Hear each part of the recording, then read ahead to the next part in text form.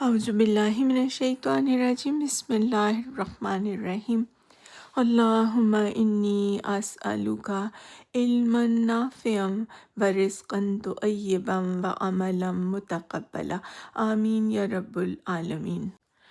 آج ہم سورہ الفتح کا اردو ترجمہ شروع کر رہے ہیں۔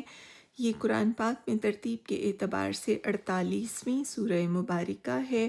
اس میں 29 آیات اور 4 رکوع شامل ہیں۔ یہ مدنی سورہ مبارکہ ہے۔ آئیے شروع کرتے ہیں اللہ کے نام سے جو بے انتہا مہربان اور رحم فرمانے والا ہے۔ اے نبی صلی اللہ علیہ وآلہ وسلم، ہم نے تم کو کھلی فتح عطا کر دی تاکہ اللہ تمہاری اگلی پچھلی ہر کوتاہی سے درگزر فرمائے اور تم پر اپنی نعمت کی تکمیل کر دے اور تمہیں سیدھا راستہ دکھائے اور تم کو زبردست نصرت بخشے۔ وہی ہے جس نے مومنوں کے دلوں میں سکینت نازل فرمائی تاکہ اپنے ایمان کے ساتھ وہ ایک ایمان اور بڑھا لیں۔ زمین اور آسمانوں کے سب لشکر اللہ کے قبضہ قدرت میں ہیں اور وہ علیم اور حکیم ہے۔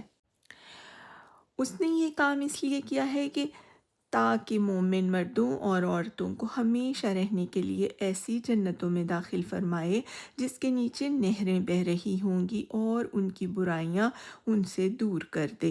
اللہ کے نزدیک یہ بڑی کامیابی ہے اور ان منافق مردوں اور عورتوں اور مشرک مردوں اور عورتوں کو سزا دے جو اللہ کے متعلق برے گمان رکھتے ہیں۔ برائی کے پھیر میں وہ خود ہی آ گئے، اللہ کا غضب ان پر ہوا اور اس نے ان پر لعنت کی اور ان کے لیے جہنم مہیا کر دی جو بہت ہی برا ٹھکانہ ہے۔ زمین اور آسمان کے لشکر اللہ ہی کے قبضہ قدرت میں ہیں اور وہ زبردست اور حکیم ہے۔ اے نبی صلی اللہ علیہ وآلہ وسلم، ہم نے تم کو شہادت دینے والا، بشارت دینے والا اور خبردار کرنے والا بنا کر بھیجا ہے تاکہ اے لوگو تم اللہ اور اس کے رسول پر ایمان لاؤ اور اس کا ساتھ دو، اس کی تعظیم اور توقیر کرو اور صبح و شام اللہ کی تسبیح کرتے رہو۔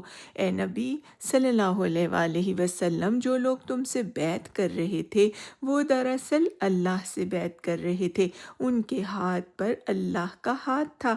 اب جو اس عہد کو توڑے گا اس کی عہد شکنی کا وبال اس کی اپنی ہی ذات پر ہوگا، اور جو اس عہد کو وفا کرے گا جو اس نے اللہ سے کیا ہے، اللہ ان قریب اس کو بڑا اجر عطا فرمائے گا۔ صدق اللہ العظیم۔ وآخر دعوانا ان الحمد